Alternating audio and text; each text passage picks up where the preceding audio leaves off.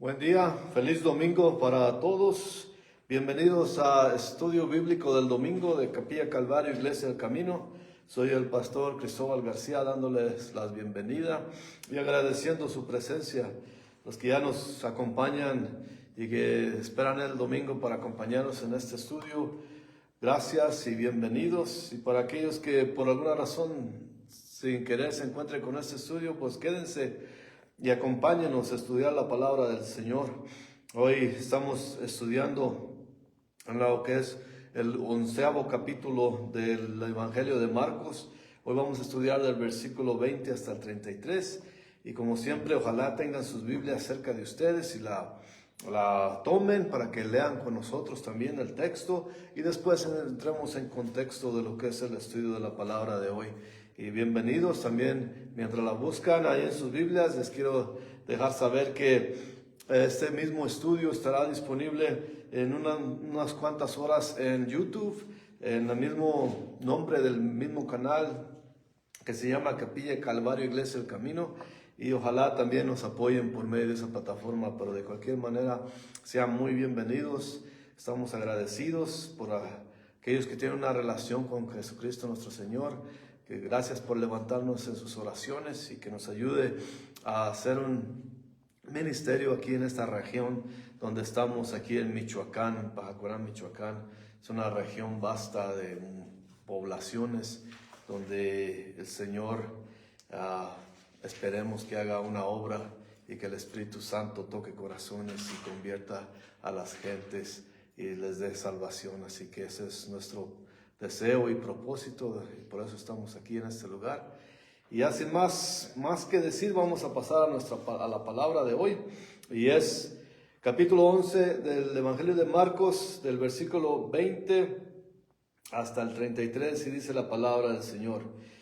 Y pasando por la mañana vieron que la higuera se había secado desde las raíces. Entonces Pedro, acercándose, le dijo: Maestro, mira, la higuera que maldijiste se ha secado.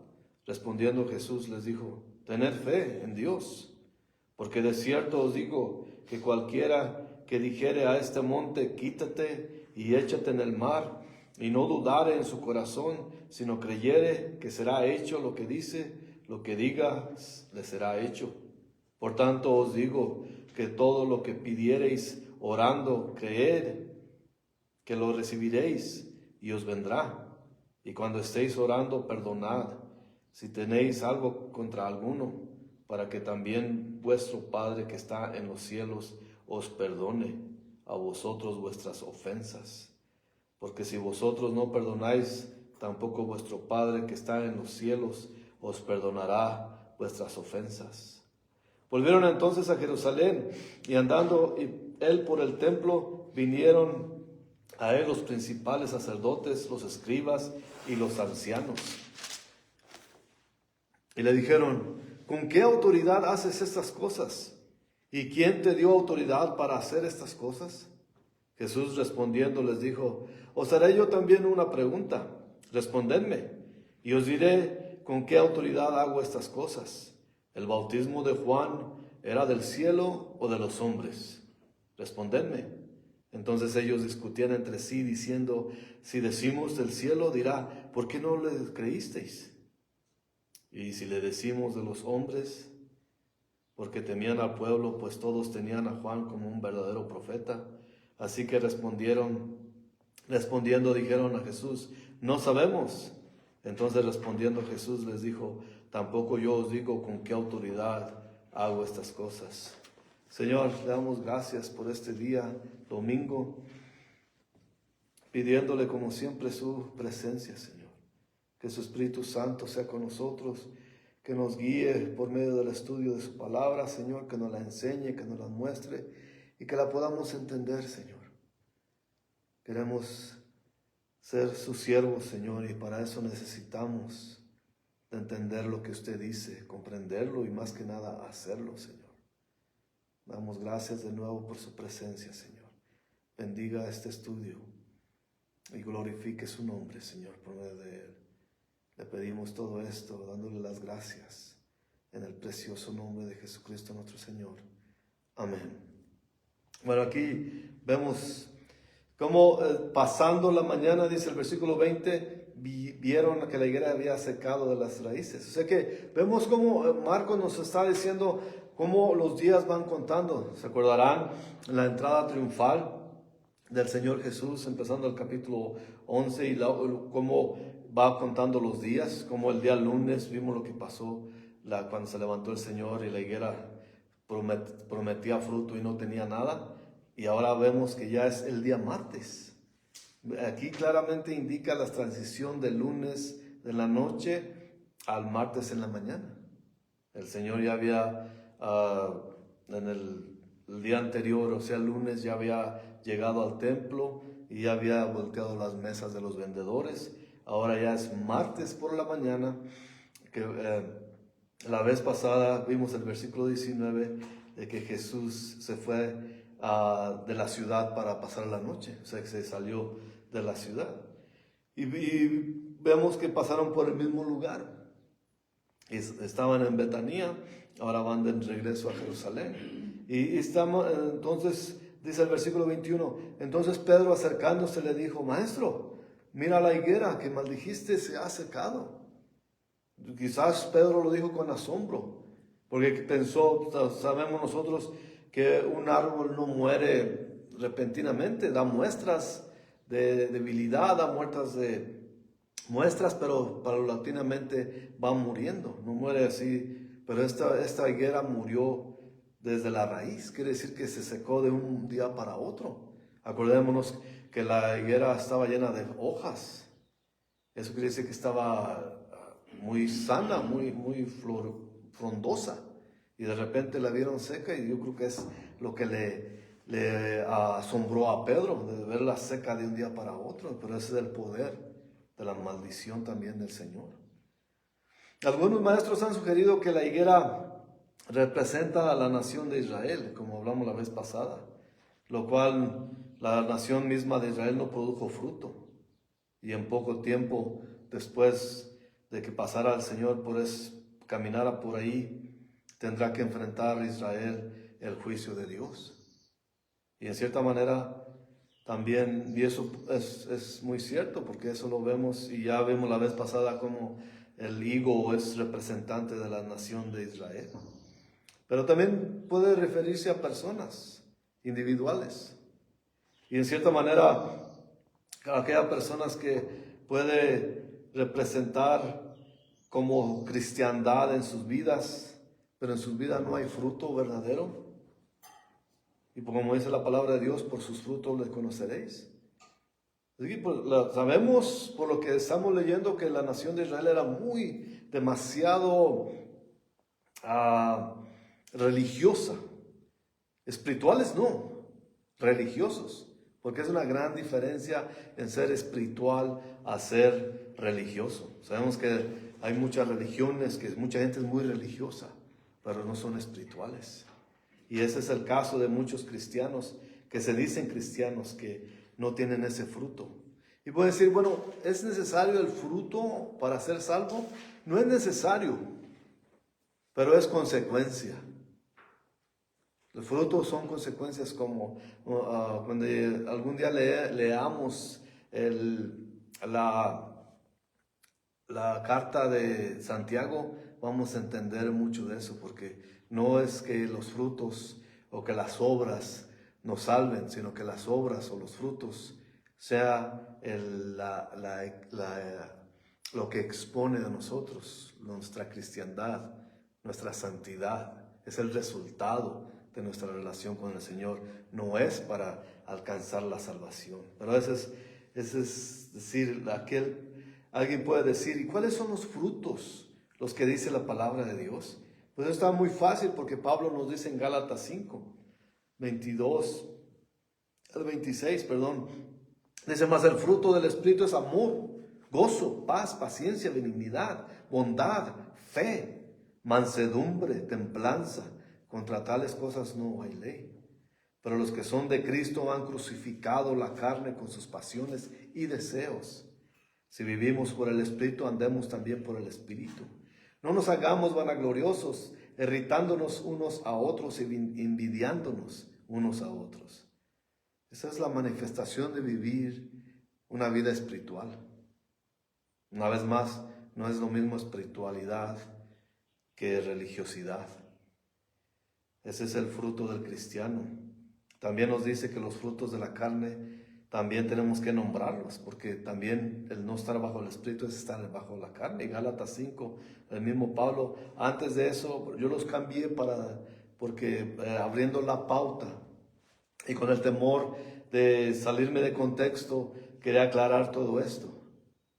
Pero también en Gálatas 5, versículo 19 al 21, ahí dice, y manifiestas son las obras de la carne, que son adulterio, fornicación, inmundicia, lascivia, idolatría, hechicerías, enemistades, pleitos, celos, iras, contiendas, disensiones, herejías, envidias, homicidios, borracheras, orgías y cosas semejantes, estas acerca de las cuales os amonesto, como ya os lo he dicho antes, que los que practican tales cosas no heredarán el reino de Dios.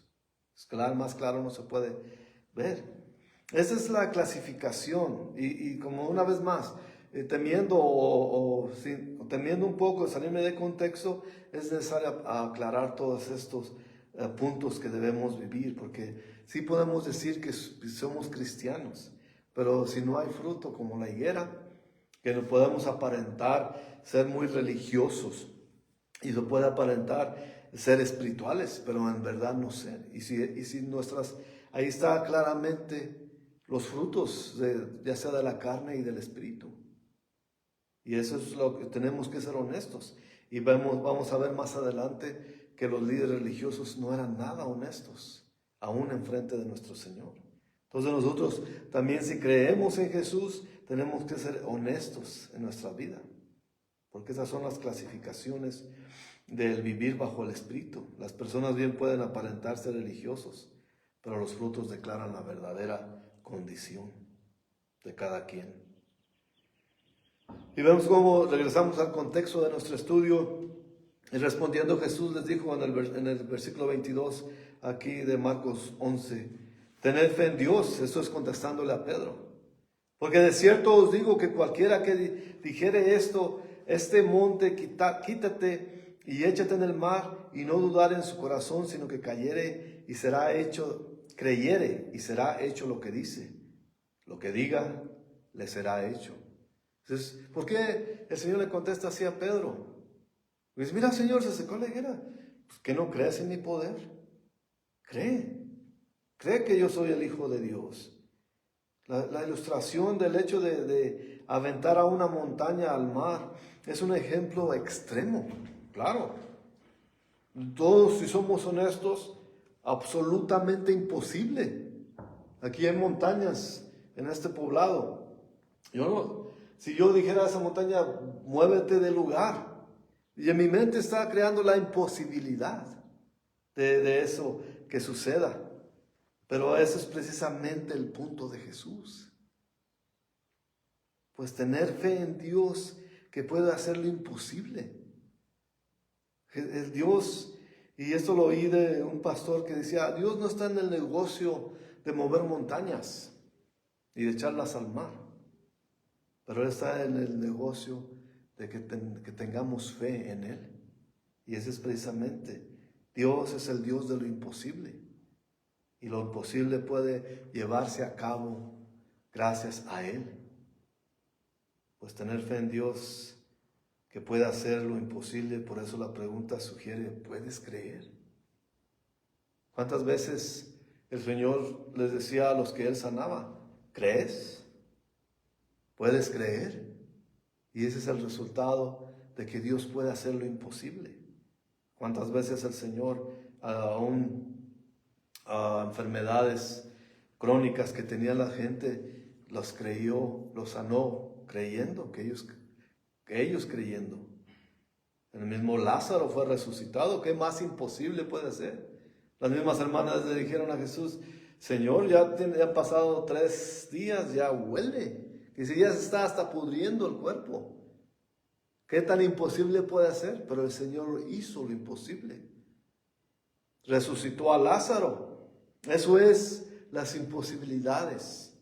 Y si creemos, el Señor hace lo imposible. Y sigue diciendo el Señor en el versículo 24 de aquí del capítulo 11 de Marcos: por tanto os digo que todo lo que pidiereis orando, creed que lo recibiréis y os vendrá. La clave para orar es creer. Aquí nos lo dice el Señor Jesús. Creer. Pero de cualquier manera sí hay una condición también, que hay que tomar consideración en que pidamos de acuerdo a la voluntad de Dios. Primera de Juan 5:14 dice: y esta es la confianza que tenemos en Él, que si pedimos alguna cosa conforme a su voluntad, Él nos oye. Ahí está también claro que tenemos que creer, pero también tenemos que pedir de acuerdo a su voluntad. Y también hay otra condición, es pedir en los méritos del nombre de nuestro Señor Jesucristo. En Juan 15, versículo 16 dice ahí: no me elegisteis vosotros a mí, sino que yo os elegí a vosotros y os he puesto para que vayáis y llevéis fruto, y vuestro fruto permanezca, para que todo lo que pidiereis al Padre en mi nombre, Él os lo dé. Hablando de frutos, ¿verdad? Hablando de los frutos. Gran parte de dar buenos frutos es creer, como ya lo dije antes. Y lo que hace poderoso al creyente es que sabemos que esa es la verdad. Jesús es la verdad. Y continúa el Señor diciendo en el versículo 25: cuando estéis orando, perdonad, si tenéis algo contra alguno, para que también vuestro Padre que está en los cielos os perdone a vosotros vuestras ofensas. Porque si vosotros no perdonáis, dice el versículo 26, tampoco vuestro Padre que está en los cielos os perdonará vuestras ofensas. ¡Auch! Esas son palabras de Jesús. Eso es perdonar. ¿Qué es perdonar en realidad? Muchos dicen, bueno, perdono pero no olvido. Y tenemos que entender qué es perdonar. Perdonar es no retenerlo en nosotros, ya sea el agravio, el resentimiento y hasta cualquier odio que pueda resurgir de eso, el de no perdonar, porque el no perdonar agrede a uno más, lastima a uno más, le duele a uno más. Pero ¿qué es perdonar en realidad? Es totalmente dárselo y dejárselo a Dios. Porque todo pecado es en contra de Dios, después de todo. Cada quien que hace algo malo en contra de nosotros, esa persona está pecando en contra de Dios. Si nosotros mismos hacemos algo en contra de otras personas, estamos pecando en contra de Dios. Entonces, Él solamente y Él tiene el derecho a la venganza. Y eso no nos pertenece a nosotros. Pablo dice en Romanos 12:19, no os venguéis vosotros mismos, amados míos, sino dejad lugar a la ira de Dios, porque escrito está, mía es la venganza, yo pagaré, dice el Señor. ¿Por qué no la dejamos? Y ¿sabe una cosa? Que es mejor dejárselo a Dios. Claro que hay personas que lastiman, que hacen cosas en contra de nosotros, pero si nosotros vivimos una vida de resentimiento y de coraje, nosotros nos estamos lastimando a nosotros mismos. Y si somos honestos, el resentimiento y el odio o el coraje nos lastima también, porque Dios no nos hizo para odiar. Nos hizo para gozarnos en Él, en las alegrías y en las angustias. Nos llama a gozarnos en Él. Y claro, no puede decir, bueno, pastor, se puede decir muy fácil, pero el hecho de llevarlo a cabo es muy difícil. Claro que es difícil. Es demasiado difícil. Porque esta carne a veces nos da el por tener, obrar en ella, en la carne, por tener y guardar ese rencor, ese odio en nosotros, que nos pudre a nosotros mismos. Pero si lo dejamos a Dios, vamos a vivir más dignos de gozo, de sentir que gozamos, porque si se lo dejamos a Dios, puede ser que si nosotros tratamos de tomar venganza en nosotros mismos, siempre van a salir las cosas mal, como cristianos. Pero si se lo dejamos a Dios, pues pobre del que obra mal, porque de Él es la venganza y con Dios no se juega. Así que debemos tener eso muy en claro, y eso tiene que ver parte con la siguiente sección de nuestro estudio de este día, acerca de lo ruin que pueden ser las personas, de lo malvado que pueden ser las personas. Porque el perdonar no depende de la persona como sea. Puede decir, bueno, esa persona es mala, esa persona obra mal, esa persona tiene mal corazón. Ese no es nuestro negocio. Nuestro negocio es perdonar. Nuestra responsabilidad es otorgar perdón. Si lo piden o no, esa es otra cosa. Pero el perdonar es para liberarnos nosotros de todo aquello que nos pueda estorbar, tener una relación cercana con nuestro Señor Jesucristo.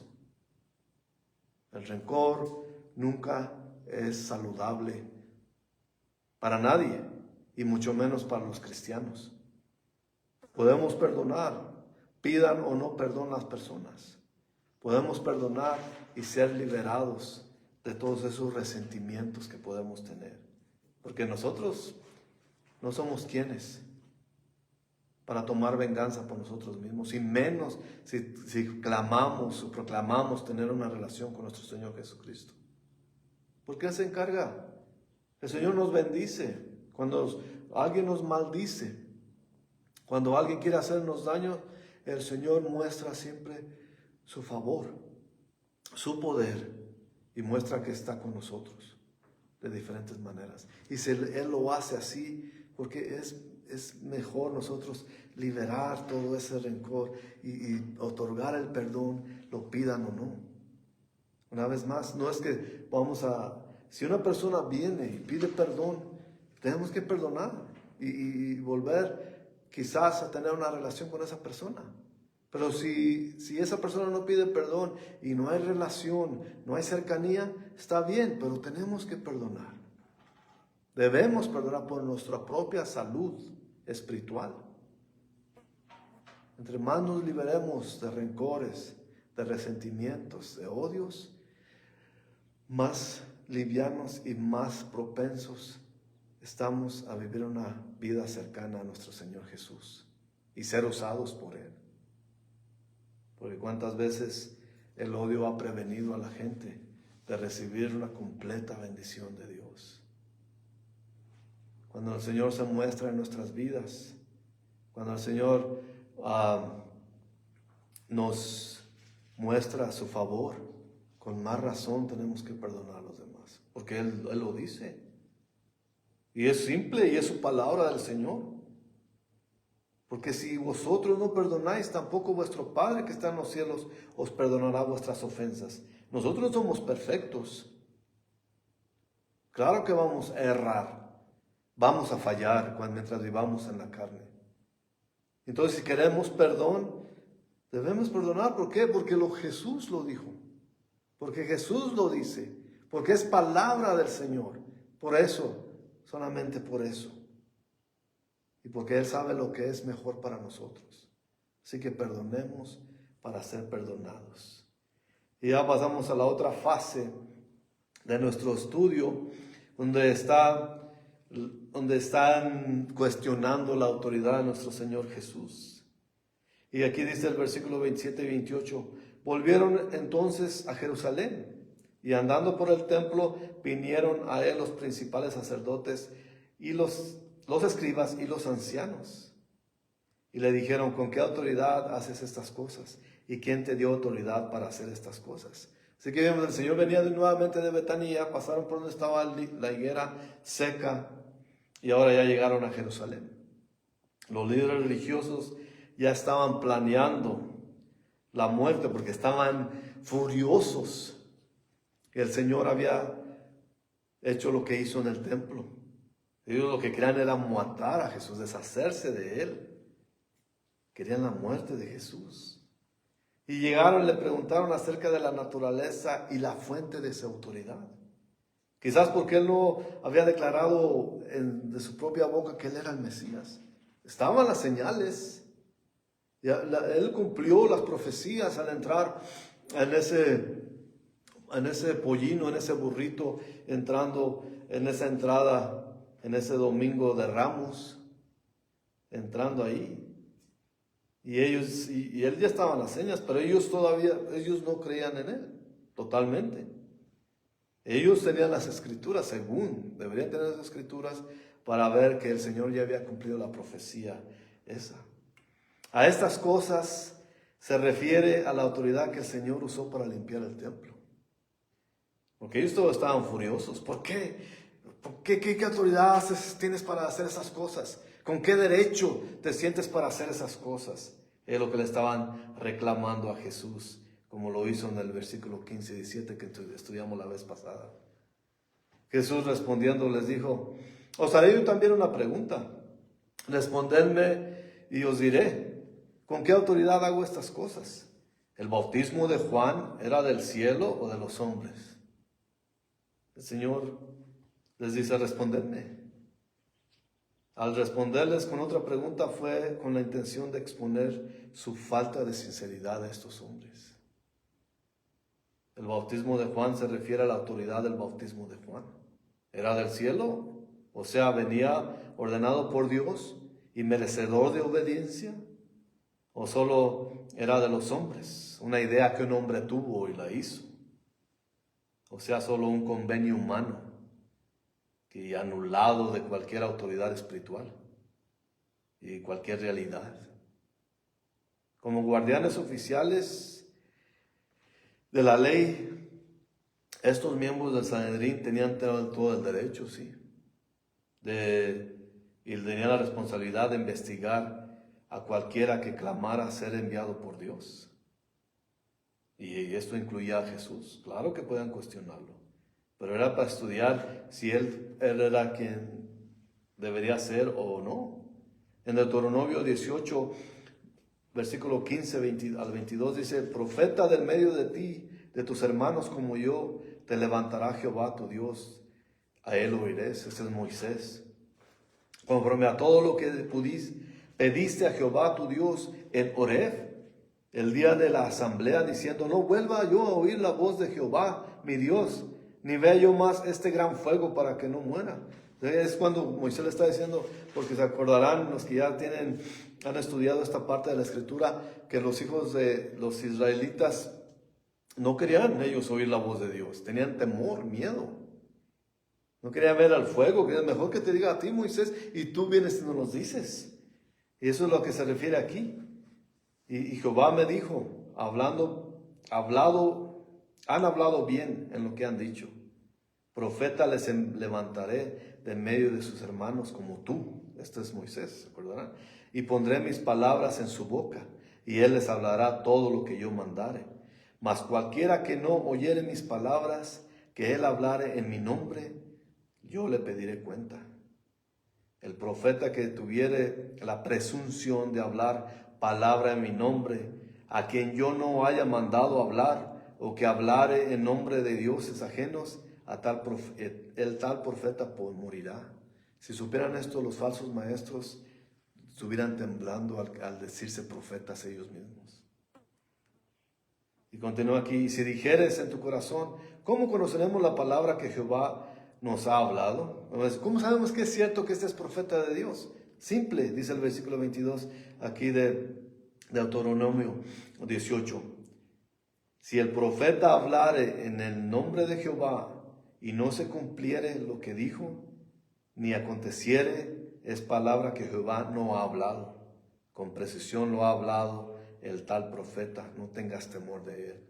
¿Y cuántos hay hoy en día que se dicen profetas y profetizan y no dicen la verdad y no llega a cumplirse lo que dicen?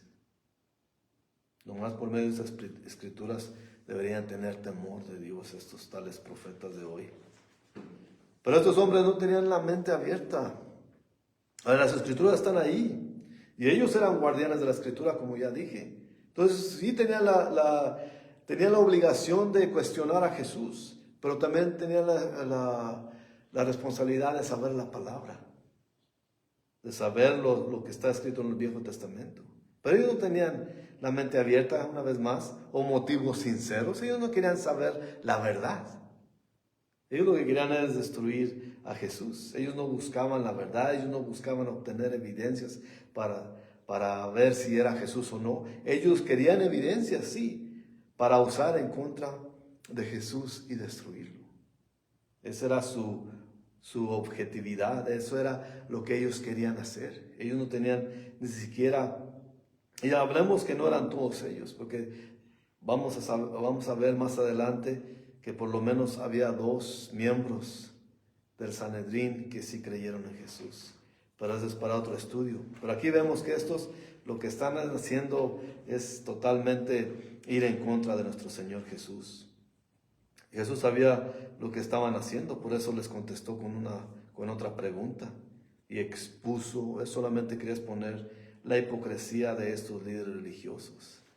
Y vemos una cosa que no quería exponer quería exponer su hipocresía ante ellos mismos, que ellos entendieran cuán hipócritas eran y cuán falsos eran.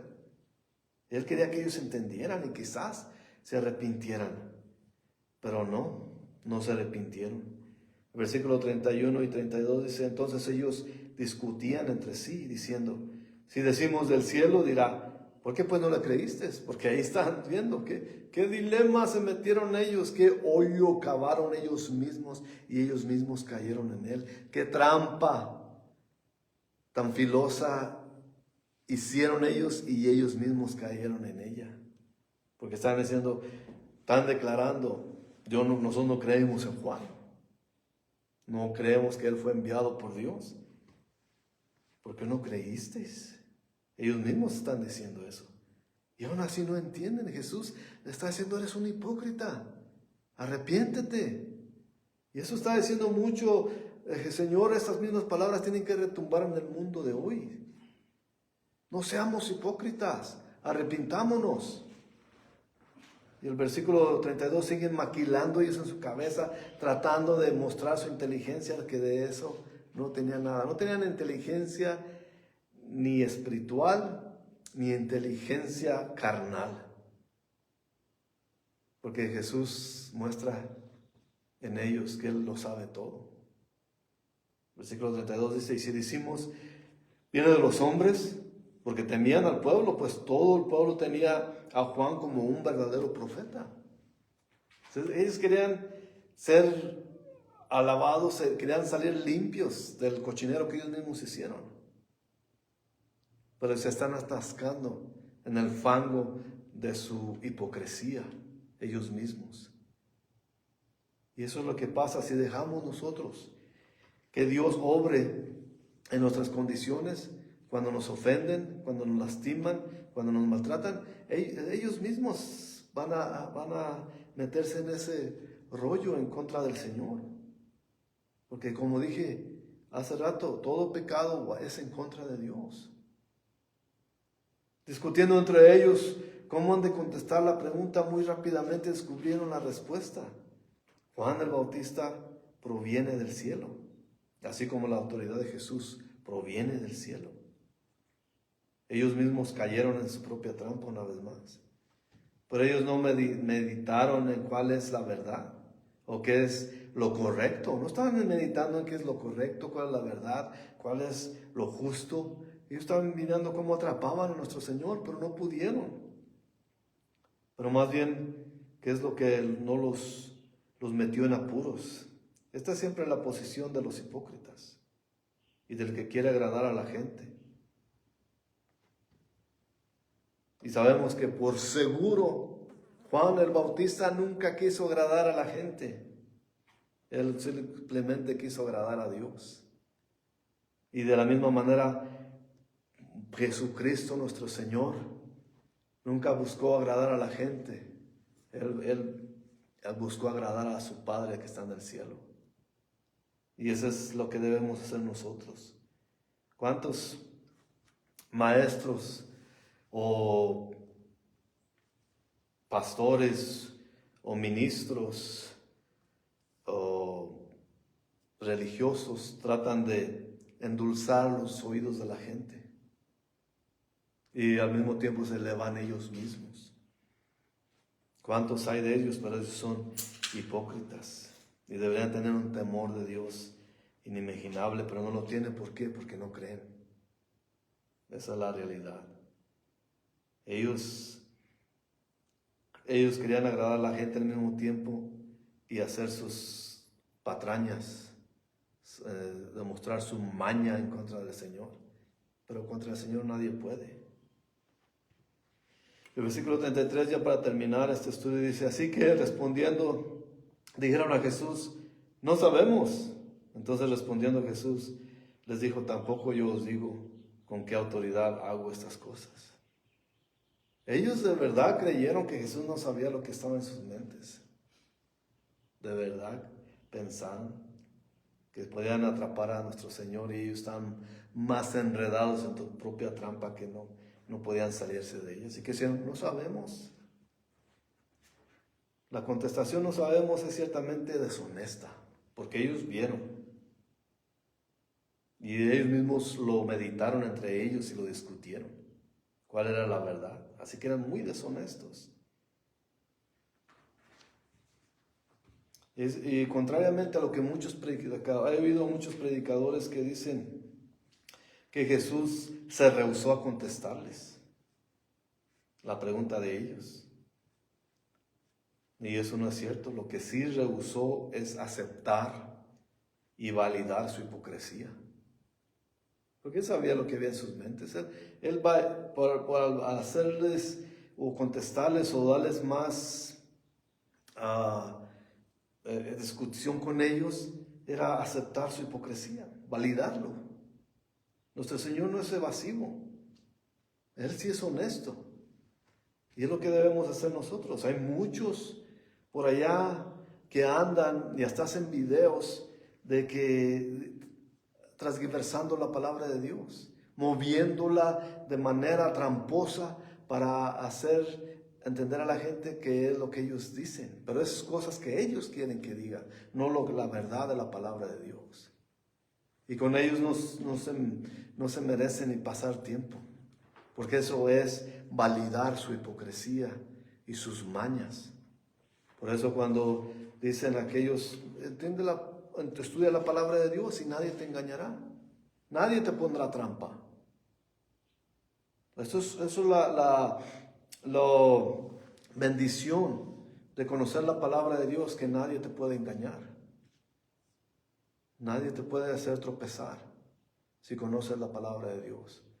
Por eso no podemos aceptar tampoco nosotros ni validar la hipocresía de falsos maestros y de todos aquellos que transgiversan la palabra de Dios. Y sabemos que hay muchos que por tener éxito mundano,